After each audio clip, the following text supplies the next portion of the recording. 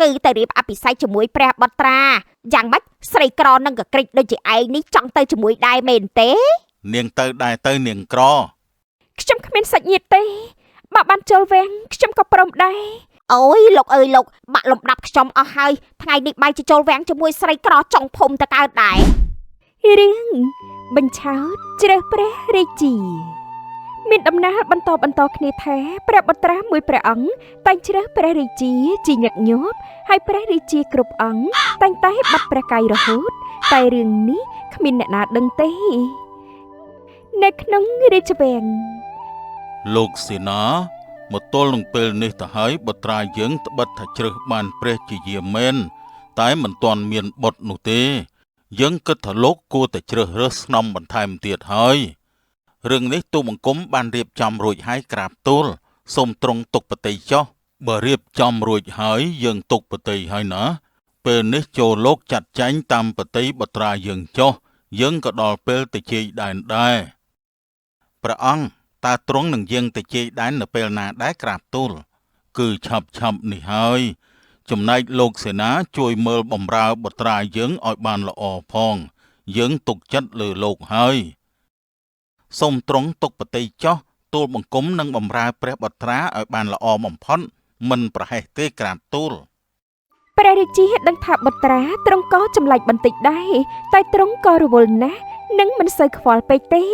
ហេតុនេះរឿងដែរព្រះបុត្រាធ្វើអ្វីទ្រង់ពុំដឹងទាំងស្រុងឡើយនៅក្នុងដំណាក់ព្រះបុត្រាតើលោកសេនាបានជ្រើសស្នំឯកបានហើយនៅក្រាបទូលព្រះបុត្រាស្អែកនេះនឹងមាននារីដែលមានគ្រប់លក្ខណៈមកដល់ហើយ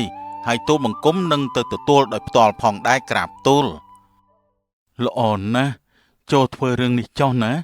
ចាំណាកាលណាចប់ការងារលោកមុខជាបានទទួលរង្វាន់ជាមិនខានតែបើរកមនុស្សស្រីមិនបានទេលោកច្បាស់ជាដាច់ក្បាលដូចគ្នា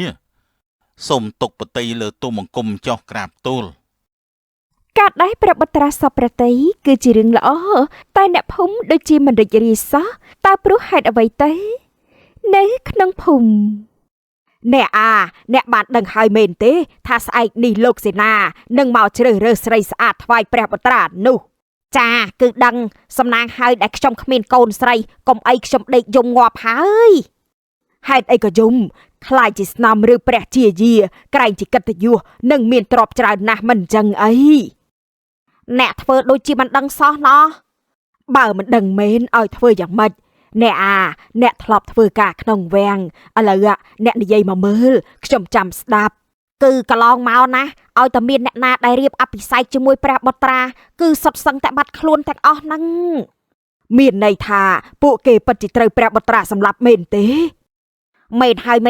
យគ្រាន់តែគិតក៏ខ្ញុំខ្លាចដែរព្រះបុត្រានោះសាហាវណាស់តែថារឿងនេះគឺជារឿងអាត់កំបាំងអ្នកហាមនិយាយផ្ដេសផ្ដាស់ណាជួនគ្នានោះដែរលោកសេនាក៏បានស្ដាប់ឮនិងបាននិយាយថាកុំនិយាយផ្ដេសផ្ដាស់ប្រយ័ត្នដាច់ក្បាលទៅអ្នកទាំងពីរអើយកដុំឆែមកែបឆាអើយព្រះអើយលោកសេនាពួកខ្ញុំគ្មានចេតនានិយាយដើមព្រះបុត្រាទេថ្ងៃនេះយើងលើកលែងឲ្យតែបើថ្ងៃក្រោយហ៊ានតែនិយាយផ្ដេសផ្ដាស់ទៀតអ្នកទាំងពីរច្បាស់ជាដាច់ក្បាលមិនខានទេចាអ្នកខ្ញុំលែងហ៊ានហើយតែថាតើព្រះជាយាគ្រប់អង្គនឹងទៅណាដែរទៅលោកសេនាអាចប្រាប់ខ្ញុំផងបានទេកុំចេះដឹងច្រើនពេកកុំចង់ដឹងពេកដឹងត្រឹមតែថាពួកទ្រង់មានប្រាក់ផ្ញើមកផ្ទះគ្រប់គ្រាន់ទៅគឺបានហើយតែពួកខ្ញុំចង់ដឹងថាតែចង់មានទោសមែនទេអើយមិនហ៊ានទេតោះអ្នករត់ទៅឆាប់ឡើងអើយចាចាំការទៀតរត់ហើយមិញលីបនិងមិញតុំភ័យពេកក៏បានរត់ទៅចំណែកលោកសេនាក៏បាននាំនារីដ៏ស្រស់ស្អាតចំនួន2នាក់សម្ដេចទៅកាន់រាជវាំងនៅចុងភូមិពួកនាងស្អាតណាស់បើបែបនោះអ្នកនាងទាំងពីរមុខជាមានអនាគតមិនខាននោះទេចាអរគុណណាស់លោកសេនាលោកប្រសពនិយាយណាស់បើបានរៀបអភិសេកនឹងព្រះបុត្រាកាលណានោះខ្ញុំនឹងមិនភ្លេចលោកទេចាចំណែកខ្ញុំក៏ដូចគ្នាខ្ញុំមកជាជូនប្រាក់ដល់លោកមិនខានទេព្រោះខ្ញុំជឿជាក់ប្រកបច្បាស់ថាខ្ញុំនេះហើយដែលស័ក្តិសមជាព្រះជាយាពិតនោះ ខ្ញុំថានាងមិនសមទេព្រោះនាងចាស់ណាស់ហើយចំណែកខ្ញុំវិញក្មេងនិងស្អាតជាងដូច្នេះខ្ញុំនេះហើយដែលស័ក្តិសមនោះ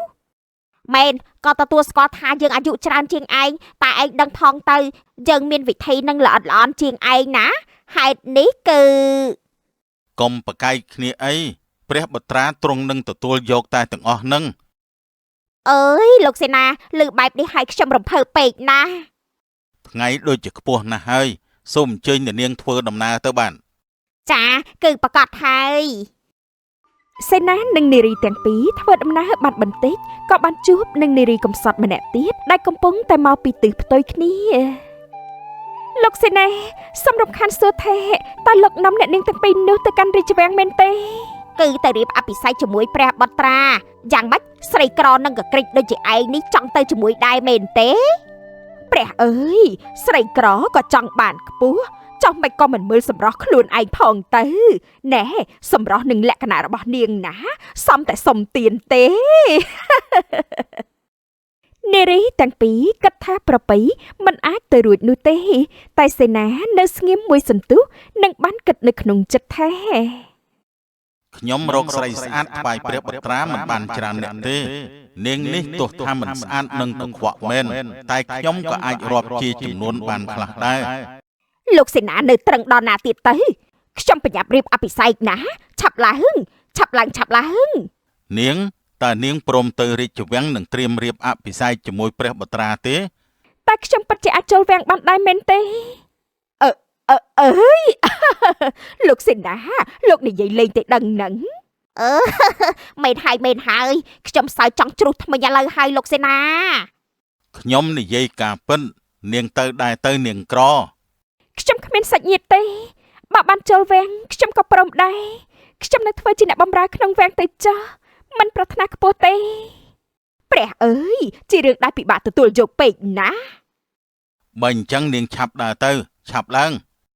អូយលោកអើយលោកបាក់លំដាប់ខ្ញុំអស់ហើយថ្ងៃនេះបែរជាចូលវាំងជាមួយស្រីក្រចុងភូមិទៅកើតដែរ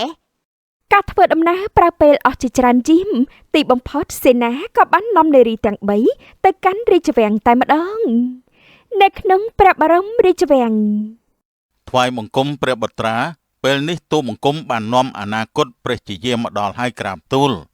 ល្អណាស់លោកសេនាលោករៀបចំឲ្យពួកគេចុះណាក្រាបទូលអើយព្រះអើយព្រះបុត្រាសង្ហានណា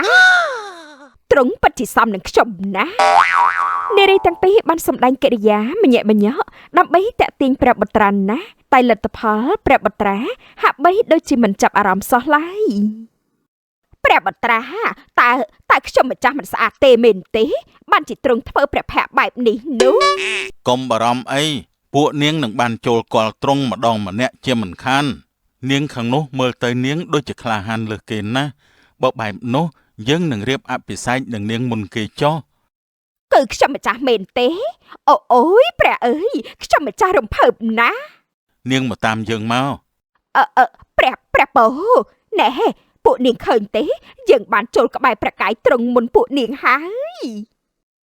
ឃើញស្ថានភាពបែបនេះហើយប្រពៃកាន់តែនៅស្ងៀមចំណែកព្រះបុត្រាមិនចាំយូរទេ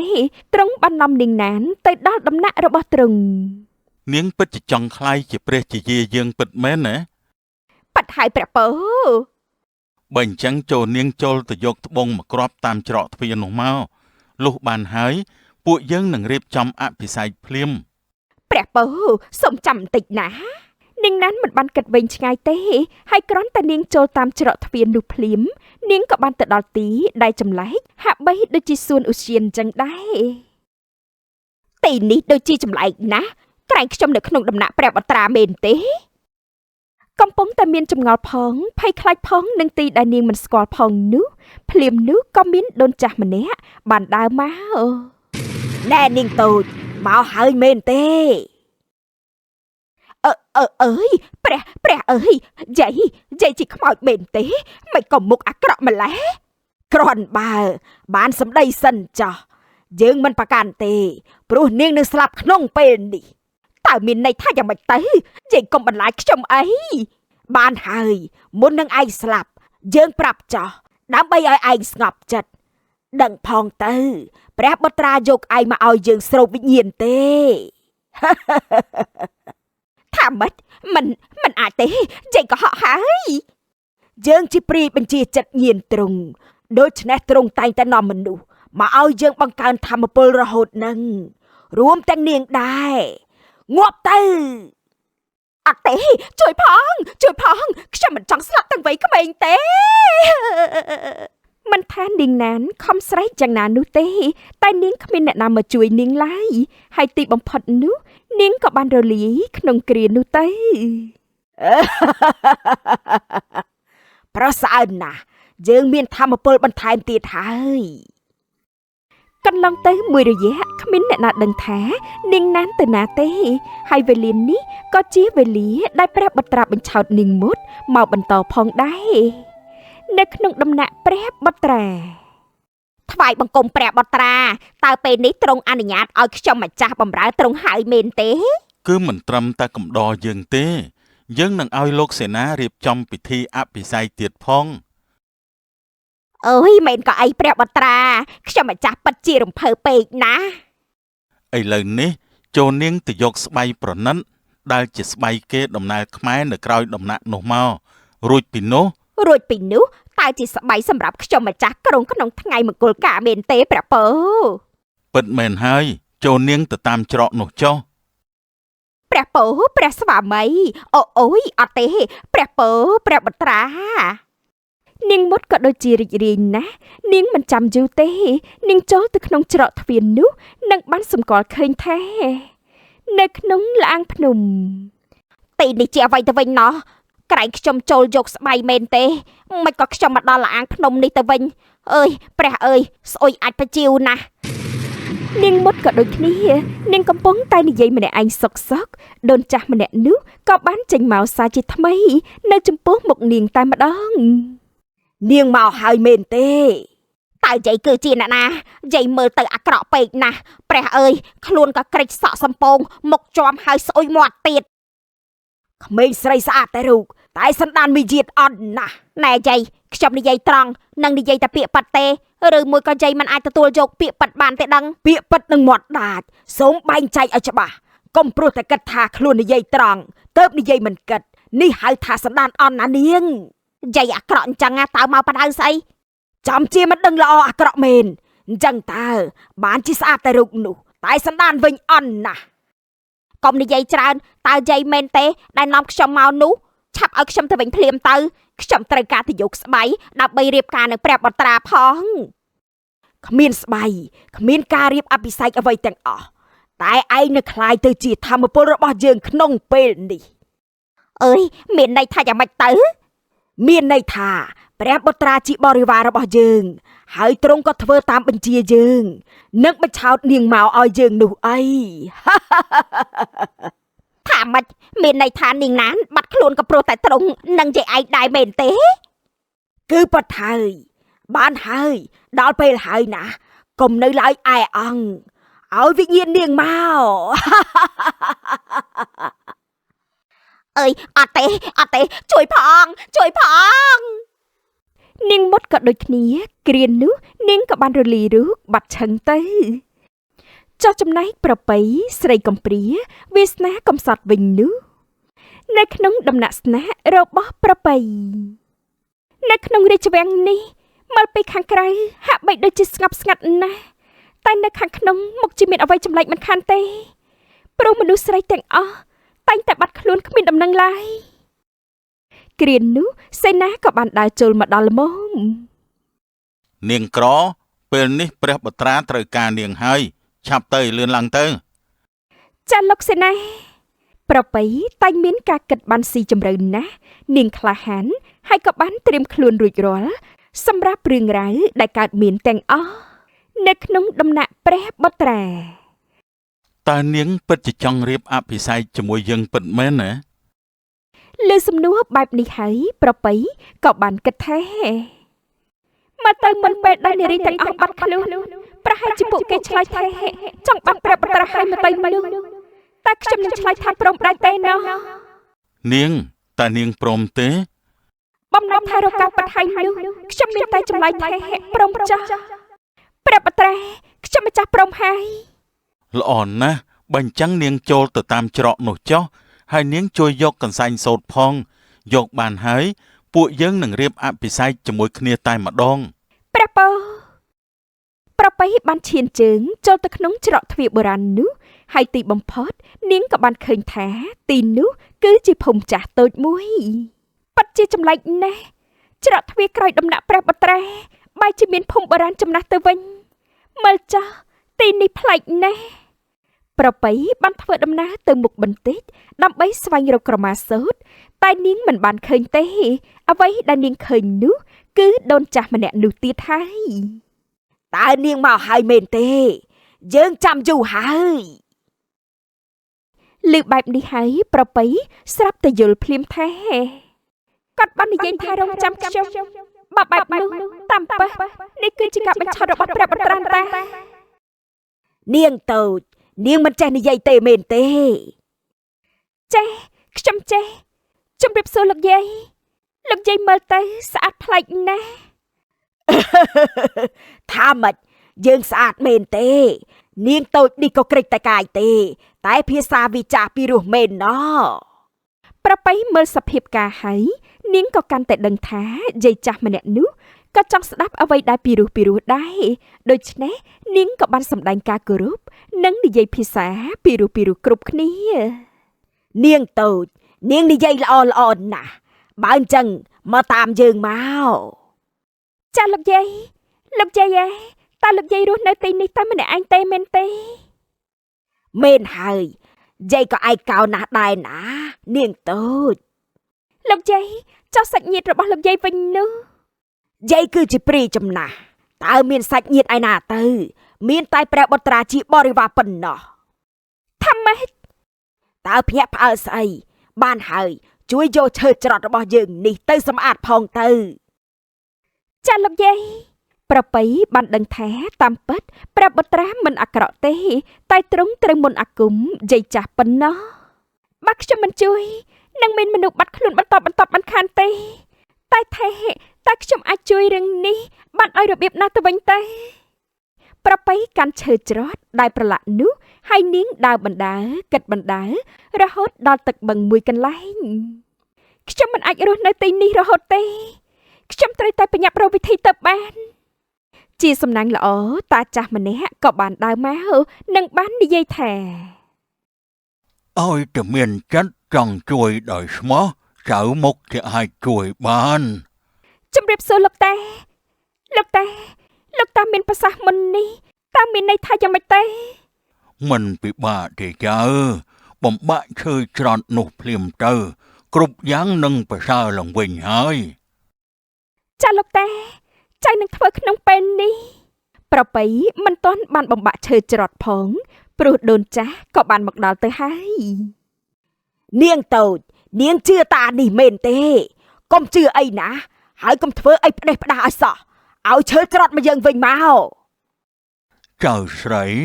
តាចិត្តអស់ពេលហើយឆាប់បំបាក់ឈើច្រត់នោះភ្លាមទៅតានឹងព្យាយាមជួយបន្ថែមធម៌ពលឲ្យណាអើយកុំអីប្របីពិតជាបានបំបាក់ឈើច្រត់បានសម្រេចមែនហើយយាយចាស់ក៏បានរលាយម្ដងបន្តិចម្ដងអត់ដែលផ្នែកគ្រីនោះទៅតាក៏ដល់ពេលដែរចៅទៅវិញចុះសំណាងល្អណាក្មេងស្រីល្អលោកតានិយាយហើយតាចាស់ក៏បានរលាយរូបបាត់ទៅដូចគ្នាដោយតាចាស់បាននិយាយអញ្ចឹងប្របីក៏បានមកដល់ដំណាក់ព្រះបុត្រាវិញហើយព្រះបុត្រាទៀតសោតក៏បានរួចផុតពីមន្តអាគមខ្មៅរបស់ដូនចាស់ផងដែរព្រះបុត្រាត្រង់យ៉ាងម៉េចទៅហើយយើងមានអារម្មណ៍ដូចជាស្រាលនៅក្នុងប្រកាយណាវេលានោះនាងមុតនិងនាងណានក៏បានមកដល់ទីដំណាក់របស់ព្រះបុត្រាវិញដូចគ្នា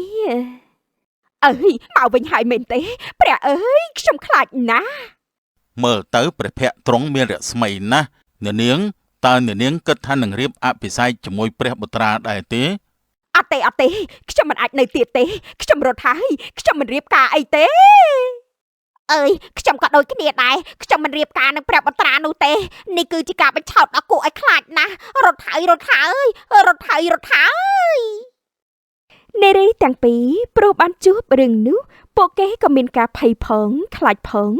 ឬក៏បានរត់ចេញគ្មានអ្នកណាខាត់បានឡើយត្បិតតែយើងមិនចាំរឿងទាំងអស់បានតែយើងសំណាងណាស់ដែលបាននារីក្លាហានជួយដោះអាគមដល់យើងសម្រេចហើយយើងនឹងរៀបអភិសេកជាមួយអូនប្រពៃនៅក្នុងពេលនេះចាប់តាំងពីពេលនោះមកព្រះបុត្រាក៏បានរៀបអភិសេកនឹងប្រពៃរស់នៅយ៉ាងសុខសាន្តហើយព្រះបុត្រានិងប្រពៃតែងតែបានជួយប្រជារាស្ត្រសាងប្រជាប្រិយភាពមានការស្រឡាញ់គោរពអស់ពីបេះដូងតរៀងទៅសម្លាញ់តែគ្នាមានប្រពន្ធហើយណាប្រពន្ធឯងត្រូវជារបស់យើងនោះអីពួកយើងដូរប្រពន្ធគ្នាទៅព្រះអើយ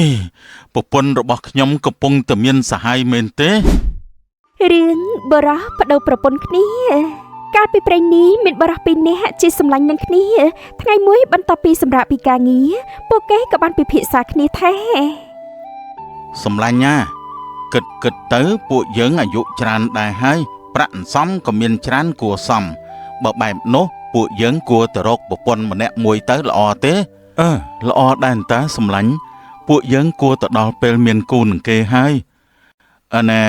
និយាយអញ្ចឹងតើសម្លាញ់ឯងគិតថានឹងរកប្រពន្ធបែបណាដែរបើគ្នាគិតថា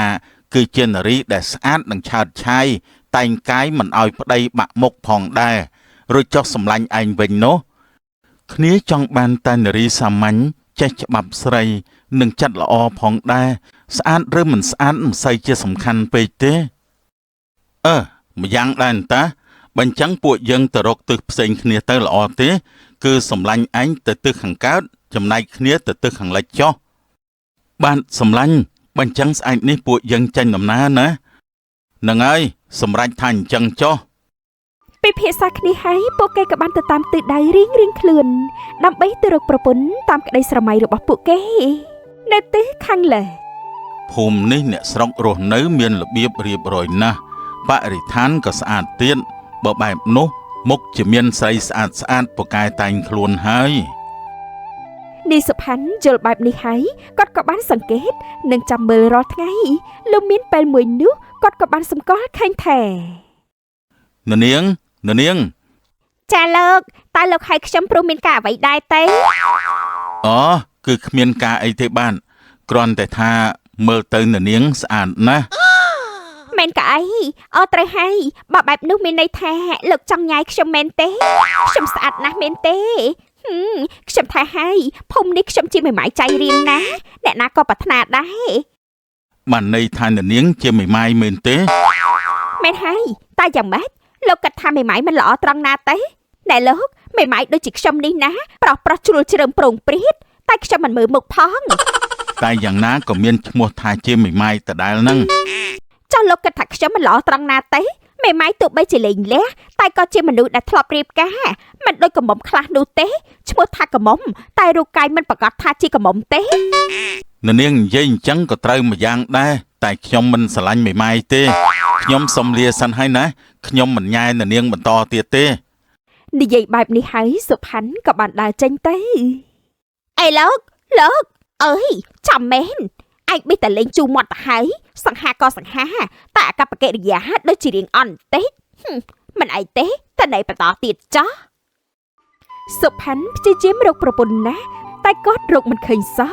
លុះមានពេលមួយនោះគាត់ក៏បានជួបនឹងនារីដ៏សាមញ្ញម្នាក់សួស្តីនាងចាជម្រាបសួរបងប្រុសនាងសំឡេងពីរោះសុភាពរៀបសារណាចាអរគុណណាស់បងប្រុសនាងខ្ញុំសុំសួរមួយបានទេទីនេះមានស្រីកមុំដែរទេខ្ញុំដើររកប្រពន្ធយូរហើយប៉ុន្តែដូចជាគ្មាននារីណាម្នាក់សោះប៉ះតែមេម៉ាយរហូតគឺខ្ញុំជាស្រីកមុំនេះហើយមិនលាក់បាំងទេបងប្រុសនៅភូមិនេះមិនតាន់មានមនុស្សស្រីពេញវ័យរៀបការទេក្មេងៗទើបមានវ័យ15ទៅ16ឆ្នាំពេល3ឆ្នាំទៀតទើបអាចពេញវ័យរៀបការបានណាគឺអញ្ចឹងទេអីមានន័យថាមួយភូមិនេះមានកមុំតអូនម្នាក់ទេមែនទេអញ្ចឹងតើបានជាបងរងអំជួបសោះចាប់បងប្រុស បើបងចង់បានប្រពន្ធនោះពេល3ឆ្នាំទៀតសំបងមកចោះណែ មិនបានទេបើចាំទៀតបងមុខជាចាស់ហើយម្យ៉ាងបងហត់នៅក្នុងការដើររកប្រពន្ធថែមទៀត ចាប់បងគិតថានឹងធ្វើបែបណាទៅវិញនោះសុផាន់គិតថាខ្លួនពិបាករកប្រពន្ធណាស់ព្រោះត្បិតភូមិនេះគ្មានក្រមុំសោះហើយគាត់ក៏ហត់ក្នុងការដើររកយូរទៀតដែរដូច្នេះគាត់ក៏បានគិតថា ហើយខ្ជិលដើររកប្រពន្ធយូរណាស់ទោះថានាងម្នាក់នេះមិនមានអ្វីដែលខ្ញុំចង់បានក៏ហីទៅចុះសាមញ្ញក៏បានមិនឆាតឆាយក៏ហីទៅយកមកធ្វើជាប្រពន្ធសិនហើយតនៅក្តៅពិបាករកផងខ្ជិលដើររកយូរផងហេតុនេះគាត់ក៏បានសម្រេចចិត្តថានឹងចូលស្ដីដណ្ដឹងនាងកែវតែម្ដង គឺថាបើអូនមិនប្រកាន់ទេបងសុំតដឹងអូនជាប្រពន្ធតាមប្រពៃណីបានទេ មិនប្រកាន់ទេបើបងចូលដល់មេបាចាស់ទុំនោះខ្ញុំមិនថាអ្វីឡើយខ្ញុំលីឲ្យណាបងប្រោះ បានជួបគ្នាឆាប់នេះណា កាន់តែមើលកាន់តែយល់ថានាងមិនសមជាជំរឿដែលគាត់ចង់បានសោះព្រោះនាងកែវសុភាពមិនឆាតឆាយផងទេ ហើយមិនដឹងតែចូលស្ដីមកយ៉ាងណាយ៉ាងណីទេបើមិនស្អាតមិនឆាតឆាយមិនលះលហួនអញ្ចឹងនោះហើយតែធ្វើម៉េចបើភូមិនេះមានកំមុំតែមួយអញ្ចឹងនោះ ពីពេលនោះមកសុផាន់ក៏បានស្ដីដណ្ដឹងនាងកែវជាប្រពន្ធឬក៏បានធ្វើដំណើរទៅស្រុកវិញចោះចំណែកសុភាពវិញនោះតើបែបណាដែរនៅភូមិឯកែវ ស្រុកភូមិនេះមានកំមុំច្រើនណាស់តែថាពួកគេពិតជាស្អាតពេកហើយខ្ញុំរកអ្នកសុភាពរៀបសារមិនបានសោះ ភូមិនេះប្រហែលគេនិយមតែងខ្លួនហើយបានជាស្រីស្អាតយ៉ាងនេះពួកគេស្អាតមែនហើយតែសុភាពមិនចង់បានមនុស្សឆាតឆាយទេបើបែបនោះតែគាត់នឹងគិតបែបណាទេ រកយូរហើយមិនឃើញអ្នកដែលជាជំរើសសោះគិតទៅពេលវេលាយូរដែរខ្ញុំគិតថារកអ្នកសមល្មមម្នាក់ទៅចុះ គិតបែបនេះហើយគាត់ក៏បានទៅរកមនុស្សស្រីម្នាក់ហើយគាត់ក៏បានសាសងវាចាឡើងមកថា នាងខ្ញុំសូមអនុញ្ញាតជជែកនឹងនាងមួយផ្លែតបានទេ ចាបានលោកនិយាយមកចាស់ មិនលាក់បាំងទេតើនាងនៅទំនេរដែរទេ លោកថាទៅមើលខ្ញុំស្អាតបែបនេះតែខ្ញុំនឹងទៅនេមែនទេ ត្រូវហើយនាងស្អាតឆាតឆាយយ៉ាងនេះមុខជាមានគោមិនខានទេ លោកខុសហើយទោះបីថាខ្ញុំស្អាតតែខ្ញុំមិនមែនចេះតែយកប្តីទេខ្ញុំចាំមើលតែបរិះណាដែលមានប្រាក់ច្រើនប៉ុណ្ណោះ បើអញ្ចឹងតើលក្ខណៈខ្ញុំអាចឲ្យនាងពិចារណាបានទេ បើមិនមែនលោកខ្ញុំក៏មិននិយាយស្ដីតបដែរលោកកុំល្ងងពេក បើអញ្ចឹងខ្ញុំសុំស្ដីទៅដឹងនាងជាគូផងណា ចាបានយល់ព្រមបន្ទាប់ពីខ្លាយជាប្តីប្រពន្ធនឹងគ្នាហើយនោះសុភាពក៏បាននាំនាងកានទៅស្រុកកំណើតរបស់គាត់ដូចគ្នានៅតាមផ្លូវ ផ្លូវទៅស្រុកកំណើតក៏នៅឆ្ងាយទៀតណាស់ពុំនោះទេពួកយើងសម្រាប់នៅទីនេះសិនចុះ ចាណែ ណែនៅទីនេះដូចជាមានចំហាយតិច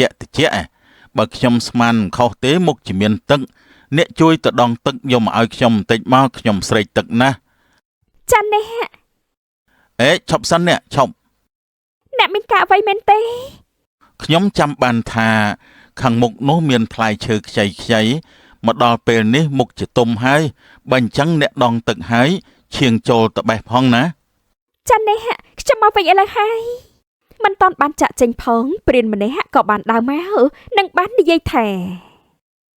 ណែក្មួយតើណាមកណាមិនក៏មកសម្រាកនៅទីនេះ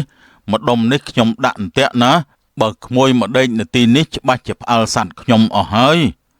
ពូនិយាយអីហ្នឹងទីនេះមិនមែនជាព្រៃកម្មសិទ្ធិរបស់ពូទេ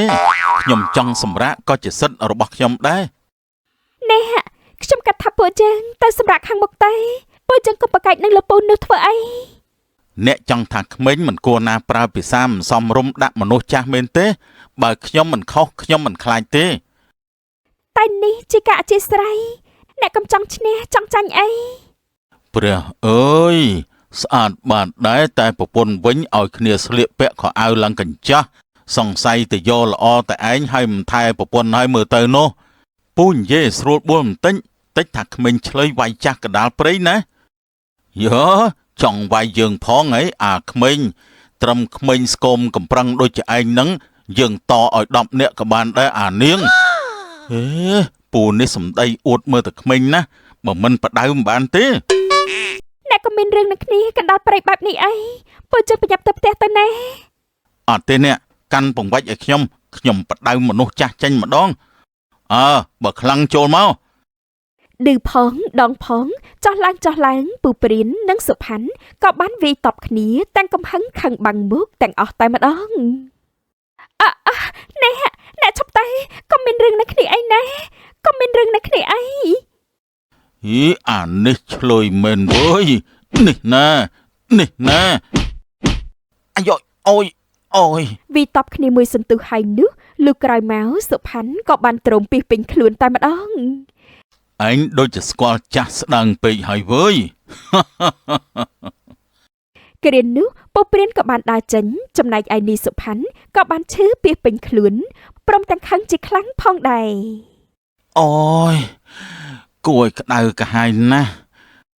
ណែតិចមួយណែចាំខ្ញុំគ្រាមកពីអ្នកនឹងមិនជួយខ្ញុំទេបែរជាមកខាត់ស្អី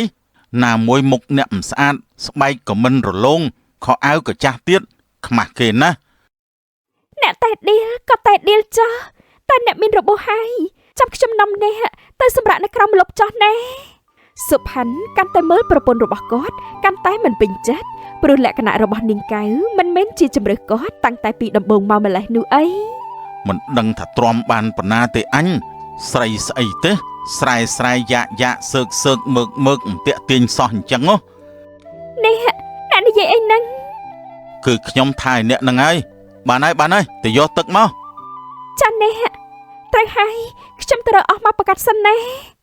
នាងកៅចេះច្បាប់ស្រីហេតុនេះបំរើប្តីមិនរអ៊ូទេហើយបើប្តីដៀលចេនោះក៏នាងមិនប្រកាន់ឡើយក្នុងគ្រានោះដែរសុភាពនិងប្រពន្ធក៏បានមកដល់ល្មមសម្លាញ់គឺពិតជាសម្លាញ់មែនតាបាទគឺគ្នារួចចោះសម្លាញ់ឯងកំពុងទៅវិលទៅភូមិវិញដែរមែនទេគ្នារកប្រពន្ធបានហើយ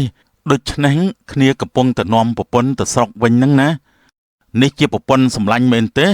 ស្អាតណាស់ណសម្លាញ់ប៉ាត់ហើយខ្ញុំជាស្រីស្អាតដាច់គេរឿងអីថាមិនស្អាតនោះ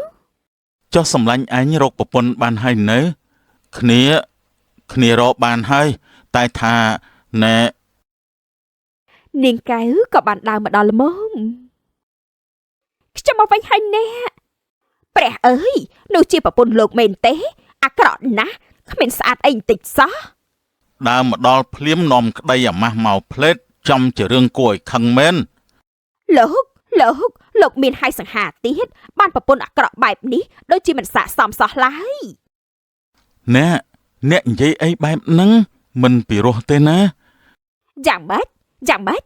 អ្នកកាន់ជើងស្រីក្រនេះមែនទេបានជានិយាយអញ្ចឹងដាក់ខ្ញុំនោះខ្ញុំមិនបានកាន់ជើងទេណាតែបើអ្នកនិយាយអញ្ចឹងធ្វើឲ្យអ្នកខាងនោះមិនសប្បាយចិត្តទេខ្ញុំមិនអីទេលោកឃើញទេនាងអាក្រក់ពិតមែនតើនាងខឹងនឹងការនិយាយការពិតបានដោយរបៀបណានោះអ្នកតែនេះជាសុជីវធម៌ណាខ្ញុំថានេះដូចជាចាប់អារម្មណ៍នាងនោះទេដឹងមែនហើយនាងកៅក៏ដូចគ្នាដែរឃើញឲ្យភ្នែកនឹងមិត្តភក្តិខ្ញុំណាតើនាងស្រឡាញ់សុភាពមែនទេអ្នកកុំនិយាយអញ្ចឹងខ្ញុំបានអ្នកជាប្តីហើយខ្ញុំមិនឲ្យភ្នែកអ្នកណាទេនាងកុំកុហកមែនហើយសុភាពប្រពន្ធខ្ញុំនេះដូចលក្ខណៈដែលឯងចង់បានអញ្ចឹងបើមិននេះទេឯងយកនាងទៅសម្លាញ់តែគ្នាមានប្រពន្ធហើយណាប្រពន្ធឯងត្រូវជារបស់យើងនោះអីពួកយើងដូរប្រពន្ធគ្នាទៅបដូរប្រពន្ធគ្នាមែនទេសម្លាញ់និយាយលេងទេមែនទេខ្ញុំថាបងខាងណានិយាយត្រូវហើយពួកយើងដូរគ្នាទៅអ្នកតើអ្នកដាច់ចិត្តដែរមែនទេអ្នកស្លូតមើលខ្ញុំមិនចង់បានទេបងខាងណោះសង្ហាជាងហើយមានជាងនិងឆ្លាតជាងខ្ញុំមិនស្ដាយអ្នកទេចំណែកអូនកាន់ស្អាតជាងឆើតឆាយជាងមានជាងអ្នកណាដែលថាមិនចង់បាននោះអូនកាន់ជាជំរើសខ្ញុំហើយតើសម្លាញ់ពិតជាចង់បដូរប្រពន្ធគ្នាមែនទេបានបើអញ្ចឹងខ្ញុំបដូរគ្នាជាមួយនឹងសម្លាញ់ចុះតែសម្លាញ់ហាមកលាស់សម្ដីណាមិនកលាស់ទេហាមស្ដាយក្រោយដូរគឺដូរហើយ និយាយគ្នាហើយសុផាន់និងសុភីបក៏បានបដូរប្រពន្ធគ្នាលុះបដូររួចហើយនោះនាងសុផាន់ក៏បាននាំនាងកានដើរចាក់ចេញទាំងមានក្តីសុខនាងបាននាងមិនព្រមយកខ្ញុំក៏មិនបង្ខំនាងដែរនេះជាការបដូរទៅហើយខ្ញុំនឹងទទួលយកលោកចាស់ហើយពលចឹងនឹងខំជាមួយគ្នាណាលោកបានចាប់ពីពេលនោះមកពួកគេក៏បានបដូរប្រពន្ធគ្នាហើយតាំងពីគ្រួសារពិតជាខិតខំធ្វើការរៀងខ្លួននៅផ្ទះសុភីហើយហត់ណាស់អ្នកថ្ងៃនេះជាប់ដៃពេញមួយថ្ងៃតែម្ដងនេះអ្នកសម្រាប់សិនចាស់ចាំខ្ញុំយកទឹកមកជូនណែមិនអីទេអ្នកចាំខ្ញុំចាក់ទឹកវិញព្រោះអ្នកក៏ហត់ដូចគ្នាដែរចាណែទាំងប្តីទាំងប្រពន្ធខំស្មើដៃរាប់ញៀនទាំងសងខាងហើយក៏ចេះយល់ចិត្តគ្នាដែរហេតុនេះហើយពួកគេពិតជាមានសុភមង្គលណាស់ចុះសុផាន់វិញនោះនៅផ្ទះសុផាន់អ្នកតាណាហ្នឹងគឺខ្ញុំទៅទិញរបៀបខាត់ស្បែកដឹងណាប្រាក់នៅលើហឹងនោះអ្នកជាអ្នកយកមែនទេខ្ញុំជាប្រពន្ធឬមួយថាមិនឲ្យខ្ញុំចាយទេខ្ញុំមិនហាមទេអ្នកតែប្រាក់នោះខ្ញុំទុកធ្វើដើមរកស៊ីបើអ្នកយកចាយមិនគិតតែបានអីសល់ទៅអ្នកថាខ្ញុំចាយមិនចេះគិតមែនទេខ្ញុំជាស្រីខ្ញុំត្រូវការស្អាតអញ្ចឹងហើយផ្អាកស្អាតសិនទៅពេលនេះយើងក្រណាស់វាជាពេលដែលយើងត្រូវខំរកស៊ីណាដឹងទេមិនបានទេបើខ្ញុំមិនស្អាតខ្ញុំមិនជឿជាក់ឡើយខ្ញុំមិនខ្វល់ទេក្រក៏ក្រចោះឲ្យតែស្អាតឆាតឆាយទៅខ្ញុំសប្បាយចិត្តអ្នកនិយាយស្ដីមិនពីរោះសោះចោះអ្នកដែលនិយាយពីរោះម្ដងណាទេ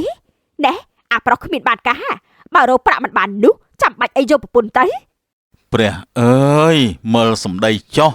ស្ដាយក្រោយណាស់ដែលយកនាងនេះមកធ្វើជាប្រពន្ធនោះគ្រានោះដែរមីងនួនក៏បានស្ដាប់ឮឬក៏បានដែរចូលមក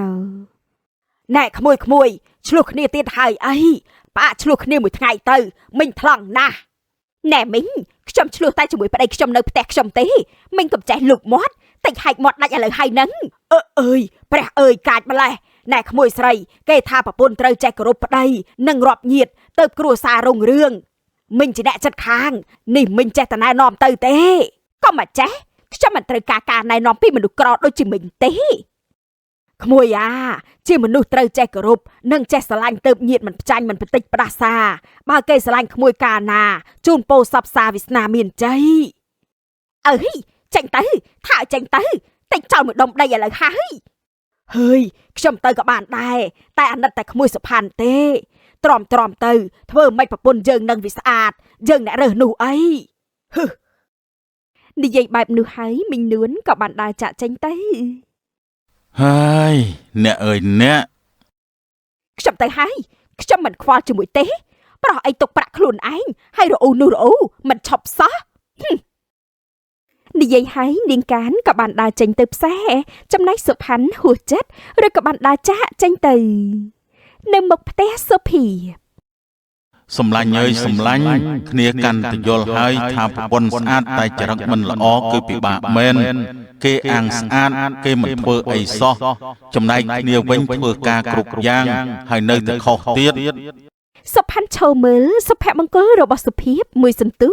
ឬក៏បានដើរចេញទាំងក្តីសោកស្ដាយលុះពេលមកដល់ផ្ទះវិញក៏បានសម្គាល់ឃើញថាតើប្រពន្ធខ្ញុំនៅក្នុងផ្ទះជាមួយនរណាគេអញ្ចេះ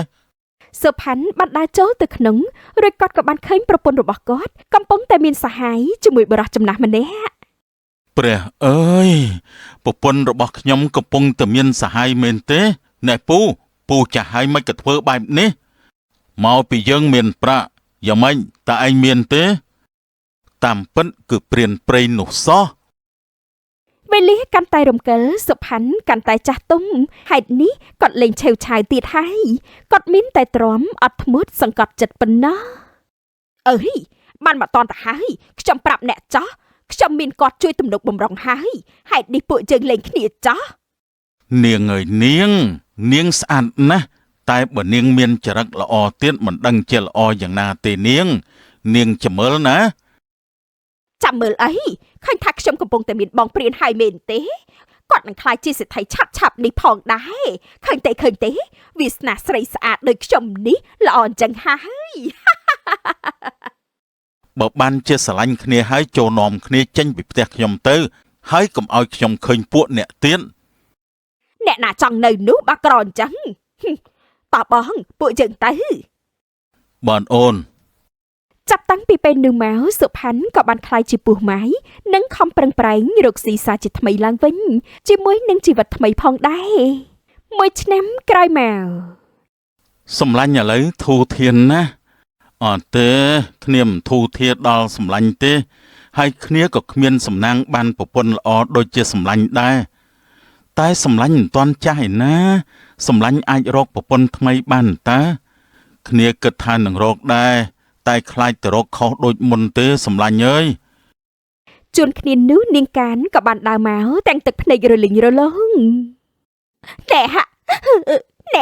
អ្នកជួយខ្ញុំផងទៅខ្ញុំវេទនាណាស់ តើនាងមានរឿងអីបានជាមកដល់ទីនេះចុះឯណាប្តីសេដ្ឋីនាងនោះ គាត់មិនមែនជាសេដ្ឋីទេតែជាបរិបប្រមឹកតា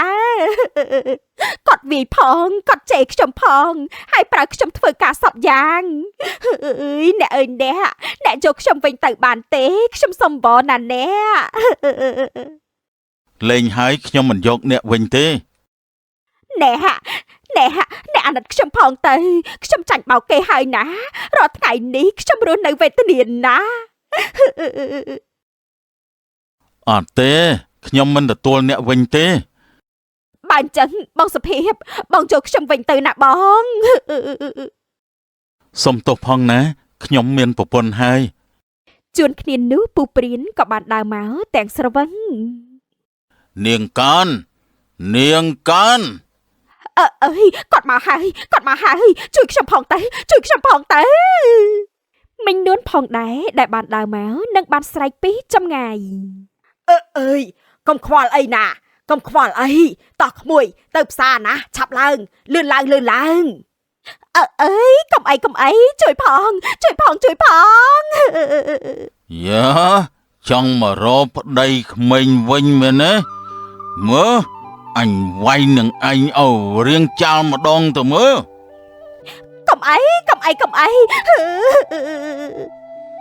ការគិតនឹងទង្វើបែបណាវាសនានឹងនាំអ្នកទៅរកបុគ្គលដែលមានលក្ខណៈបែបនោះដូច្នេះបើចង់ជួបអ្នកល្អត្រូវខំធ្វើល្អឲ្យបានខ្ជាប់ខ្ជួនជាងនេះ